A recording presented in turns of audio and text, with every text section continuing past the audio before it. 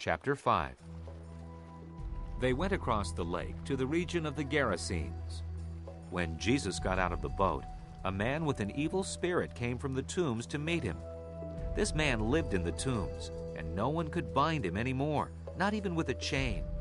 For he had often been chained hand and foot, but he tore the chains apart and broke the irons on his feet. No one was strong enough to subdue him.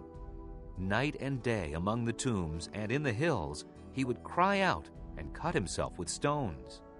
When he saw Jesus from a distance, he ran and fell on his knees in front of him. He shouted at the top of his voice, "What do you want with me, Jesus, Son of the Most High God? Swear to God that you won't torture me!" For Jesus had said to him, "Come out of this man, you evil spirit." Then Jesus asked him, "What is your name?" "My name is Legion," he replied. "for we are many."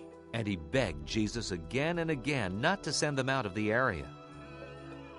A large herd of pigs was feeding on the nearby hillside. The demons begged Jesus, "Send us among the pigs. Allow us to go into them."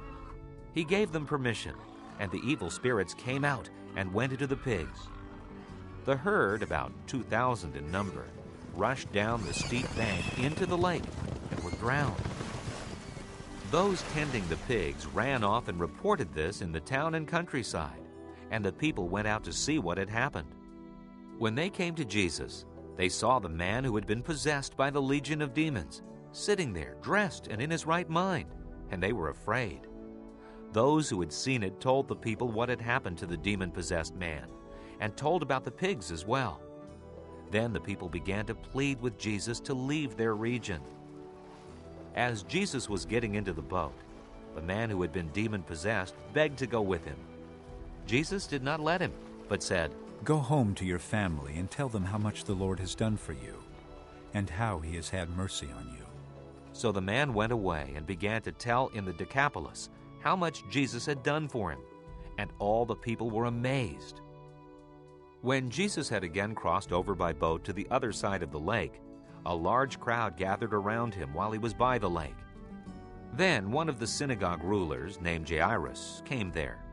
Seeing Jesus, he fell at his feet and pleaded earnestly with him, "My little daughter is dying. Please come and put your hands on her, so that she will be healed and live." So Jesus went with him. A large crowd followed and pressed around him, and a woman was there who had been subject to bleeding for 12 years. She had suffered a great deal under the care of many doctors and had spent all she had. Yet instead of getting better, she grew worse. When she heard about Jesus, she came up behind him in the crowd and touched his cloak, because she thought, "If I just touch his clothes, I will be healed." Immediately her bleeding stopped, and she felt in her body that she was freed from her suffering. At once Jesus realized that power had gone out from him. He turned around in the crowd and asked, "Who touched my clothes?" "You see the people crowding against you," his disciples answered. "and yet you can ask, 'Who touched me?'" But Jesus kept looking around to see who had done it. Then the woman, knowing what had happened to her, came and fell at his feet, and trembling with fear, told him the whole truth. He said to her, "Daughter, your faith has healed you. Go in peace and be freed from your suffering." While Jesus was still speaking, some men came from the house of Jairus, the synagogue ruler. "Your daughter is dead," they said. "Why bother the teacher anymore?" Ignoring what they said, Jesus told the synagogue ruler, "Don't be afraid. Just believe." He did not let anyone follow him except Peter, James, and John, the brother of James. When they came to the home of the synagogue ruler, Jesus saw a commotion, with people crying and wailing loudly. He went in and said to them, "Why all this commotion and wailing? The child is not dead, but asleep." But they laughed at him.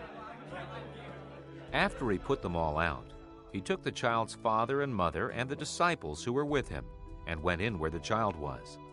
He took her by the hand and said to her, "Talitha cum," which means, "Little girl, I say to you, get up." Immediately the girl stood up and walked around. She was 12 years old. At this they were completely astonished. He gave strict orders not to let anyone know about this and told them to give her something to eat. Chapter 6. Jesus left there and went to his hometown, accompanied by his disciples. When the Sabbath came, he began to teach in the synagogue, and many who heard him were amazed. Where did this man get these things? They asked. What's this wisdom that has been given him, that he even does miracles? Isn't this the carpenter? Isn't this Mary's son and the brother of James, Joseph, Judas, and Simon? Aren't his sisters here with us? And they took offense at him. Jesus said to them, Only in his hometown, among his relatives and in his own house, is a prophet without honor. He could not do any miracles there except lay his hands on a few sick people and heal them. And he was amazed at their lack of faith. Then Jesus went around teaching from village to village. Calling the 12 to him, he sent them out 2 by 2 and gave them authority over evil spirits. These were his instructions. Take nothing for the journey except a staff. No bread, no bag, no money in your belts. Wear sandals, but not an extra tunic. Whenever you enter a house, stay there until you leave that town. And if any place will not welcome you or listen to you, shake the dust off your feet when you leave, as a testimony against them. They went out and preached that people should repent. They drove out many demons and anointed many sick people with oil and healed them. King Herod heard about this, for Jesus' name had become well known. Some were saying, John the Baptist has been raised from the dead, and that is why miraculous powers are at work in him. Others said, He is Elijah. and still others claimed, He is a prophet, like one of the prophets of long ago. But when Herod heard this, he said, John, the man I beheaded, has been raised from the dead. For Herod himself had given orders to have John arrested, and he had him bound and put in prison.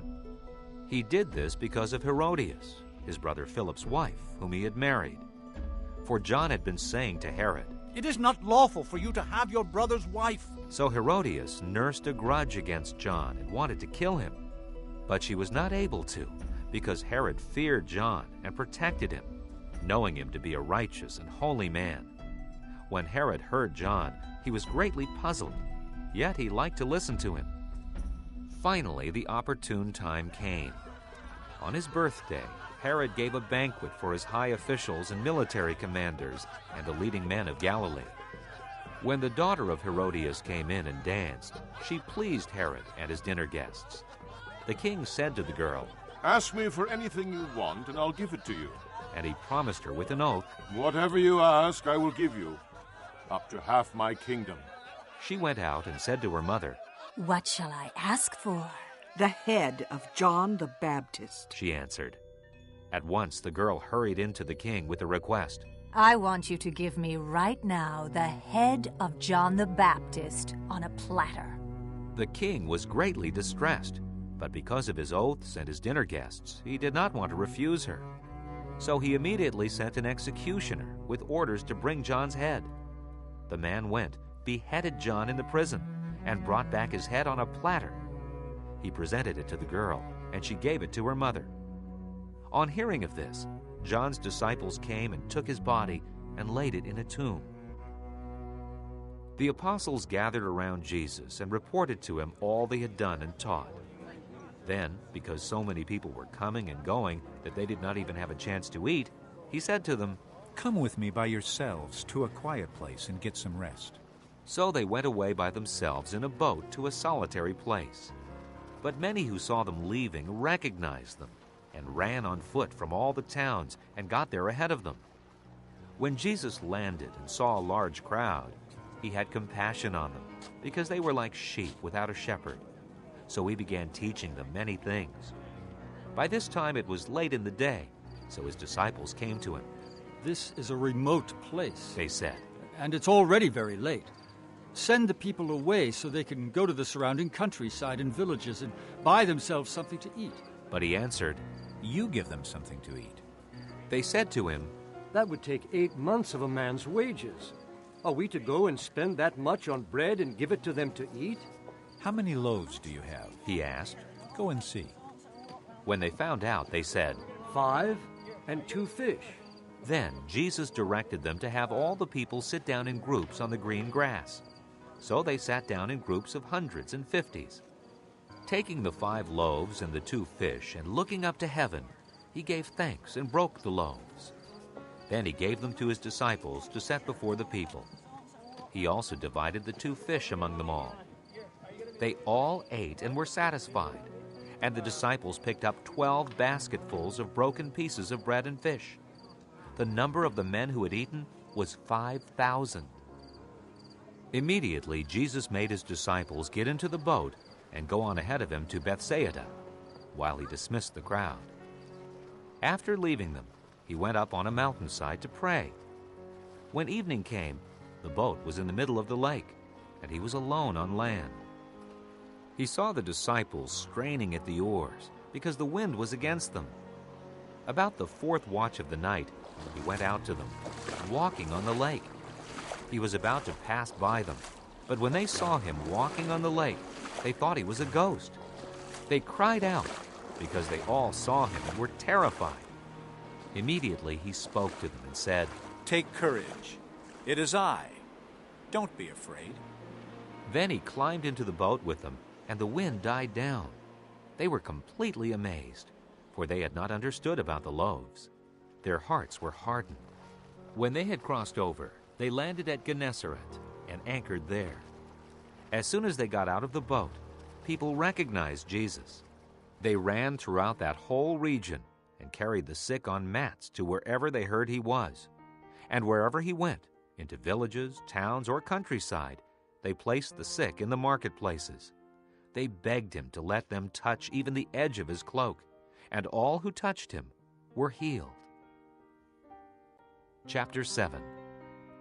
The Pharisees and some of the teachers of the law who had come from Jerusalem gathered around Jesus and saw some of his disciples eating food with hands that were unclean, that is, unwashed. The Pharisees and all the Jews do not eat unless they give their hands a ceremonial washing, holding to the tradition of the elders.